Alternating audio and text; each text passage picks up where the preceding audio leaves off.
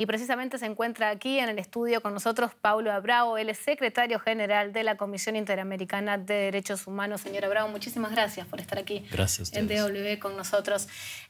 Ante todo, quiero preguntarle qué piensa de Daniel Ortega y de lo que está haciendo en Nicaragua.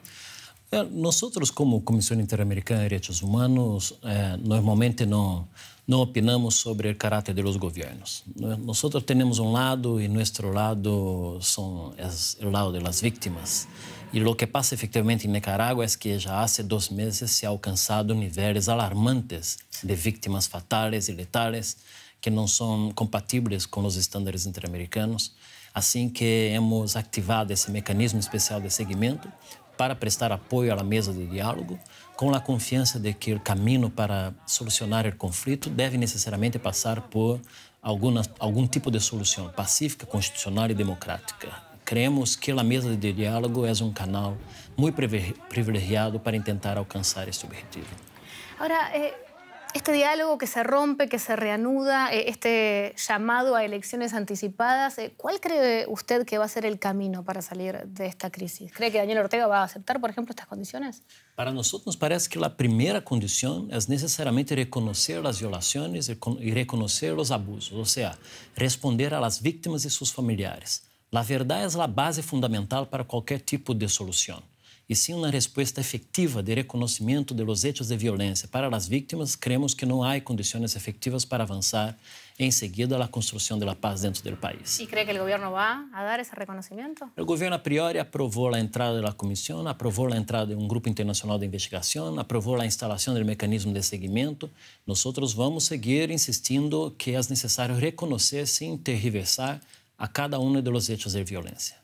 Señor Abrao, le pido que se quede con nosotros porque queremos conversar con usted sobre otro tema que tiene que ver con México, que también está pasando una situación muy delicada. Ahora en el municipio de Ocampo, 30 agentes de la policía local fueron detenidos por sus posibles vínculos con el asesinato de Fernando Ángeles Juárez. Estamos hablando del candidato por el Partido de la Revolución Democrática a la alcaldía de esa localidad que está en el estado de Michoacán de cara a estos comicios generales que son el 1 de julio.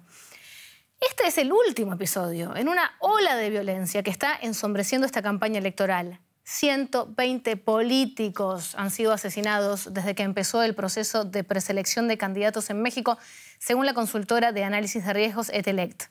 Más de 40 eran candidatos o aspirantes a serlo. La mayoría de los asesinatos ocurrieron en los estados de Guerrero, Oaxaca y Puebla, en el sur y el centro del país. Unos 1.030 aspirantes desistieron de continuar como candidatos por toda esta violencia. Seguimos conversando con Paulo Abrao, secretario general de la CID. 120 políticos asesinados en una campaña electoral. Los números son verdaderamente difíciles de creer. ¿Se salió de control la situación en México?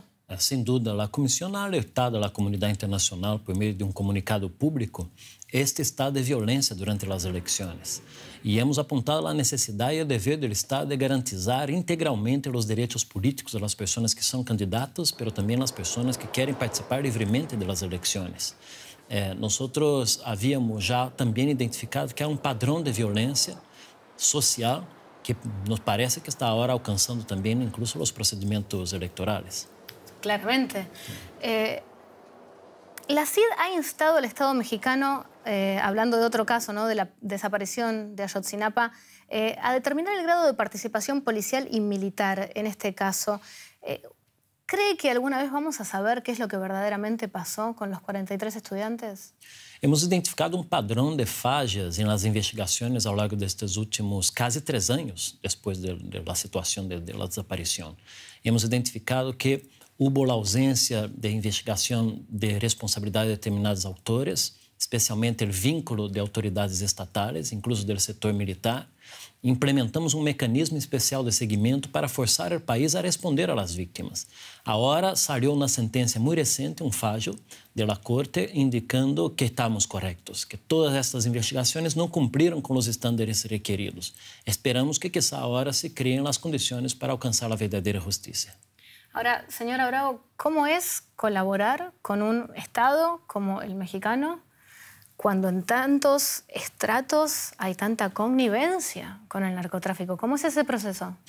O caso de Ayotzinapa é muito emblemático sobre isso, não? Como, quizá, essa situação ha ajudado a criar dificuldades para se alcançar os devidos responsáveis por a desaparição dos 43 estudantes.